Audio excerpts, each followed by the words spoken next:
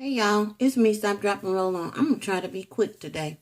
I am stepping in, tell y'all hello to everybody that's newly subscribed to me. This is me, just doing what I do. I have not had much of an appetite today. For some reason, I don't know what that's about. But I did have eaten something, but it was like way a long time ago, like when I first got up before I started work. And so my work day finished early, unexpectedly, and I decided I know I need to go to the grocer, and I'm just like, okay, you know what's gonna happen. You haven't been hungry. You haven't really eaten anything in a while. It's time, and the minute you get in the store, you're gonna just start thinking. I mean, your subconscious is gonna take over. You're gonna start acting like you've been out on a barge somewhere in the ocean without nothing but salt water and air biscuits. And so this is not gonna work. So sit yourself down, get you a plan of attack, and then execute your plan. So what I decided was I was going to use some stuff that I had. When we went to the farmer's market last weekend. I think I told y'all the gentleman had some watercress. I hadn't had watercress since I was in the third grade. Miss Fortner introduced me and my class to watercress. And what she was she was our reading teacher. So we went to her, and she is the one, that made sure, just really stuck with us and made sure that we were really adept at reading, And what she would do is we had our regular reading, information and stuff that we use, but she would bring stuff from the outside.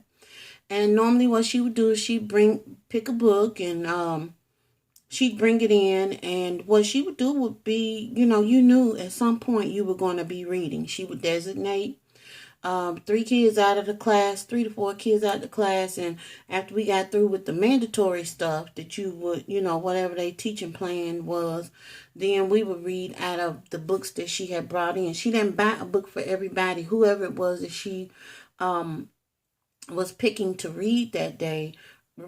She distributed the books, and at the end of when we finished the book, she would hold this raffle, and we would be eligible to win one of the books that she had brought in.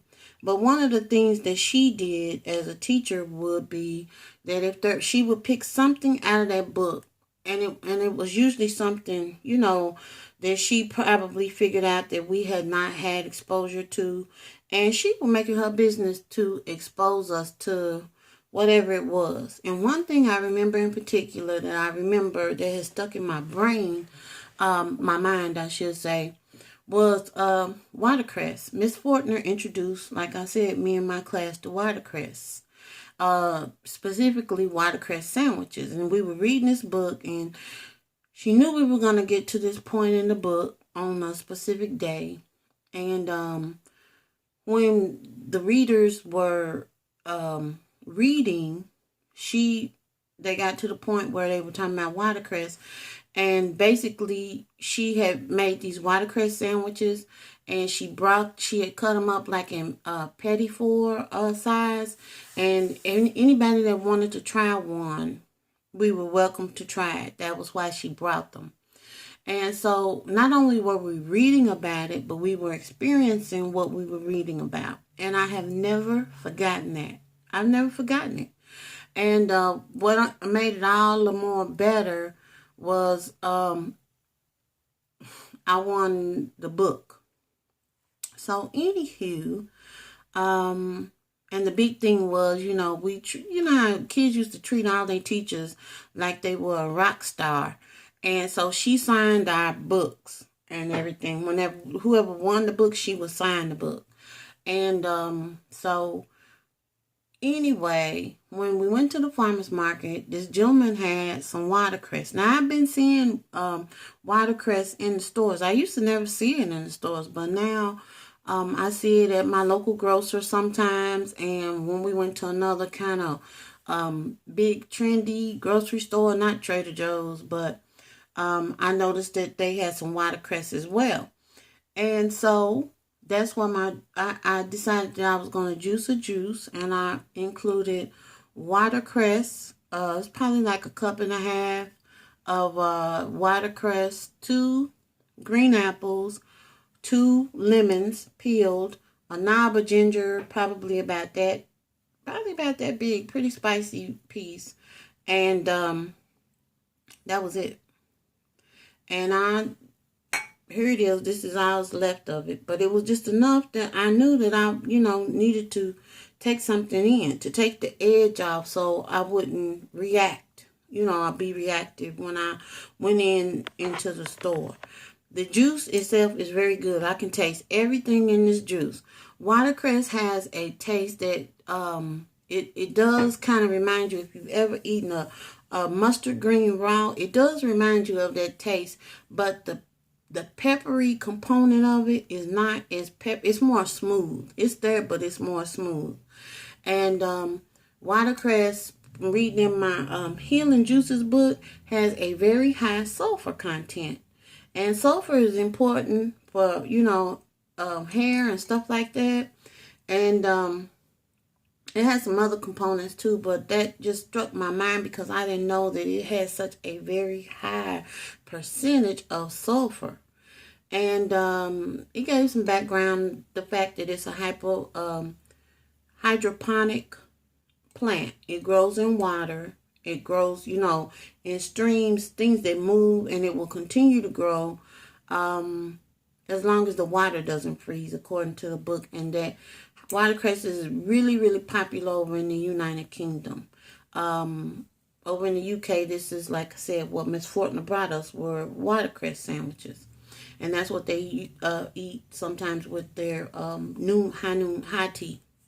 So anyway, I'm drinking my juice. I'm about to polish this up. And when I get this down, I'm going to wait a minute or two. And then I'm going to get out of here. I'll do this again. I got a little bit more watercress ready. One thing I've been having issues with in the evening is sweet cravings. And one way that I have been settling that is they have these cookies that I have seen in the store called Gold Raw cookies. And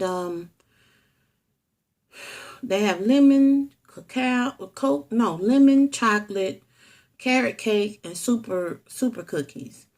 And basically, they're raw cookies with 4 or 5 ingredients in them. And what I had been doing was, I buy a bag here and there.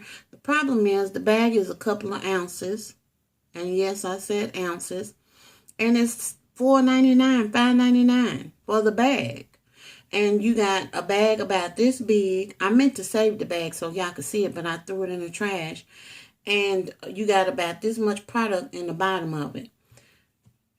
I understand, but I don't understand. And I know myself, I'm not going to keep on paying that, but I don't want to be eating crazy, So what Chelsea Eats had put up a recipe for making yogurt. I like yogurt. And I had been looking at buying a yogurt maker, and then I was like, you don't need that. And then she came along and put up a video about how to make coconut milk yogurt. So I will be doing that. And that's going to be turned into my afternoon snack. Not afternoon, nighttime snack. Where afternoon come from, I don't know. That and these. This is my hack on the Gold Raw cookie. I'm going to show y'all what they look like. And this is pretty much what they look like in the package. So you might feel me a little bit better now that I've told you that the bag is a few ounces. And then this is what the cookie looks like. This is pretty much spot on what they look like. This one here is one that I made. I dehydrated this for about 20 hours. And these are sprouted sesame seeds. I use apple pie spice. It's organic, unsulfured coconut flakes and dates, soaked dates. And I use some date water and to moisten it up. You need food processor or whatever. And then I just used the cap off one of my spices that I was getting ready to get.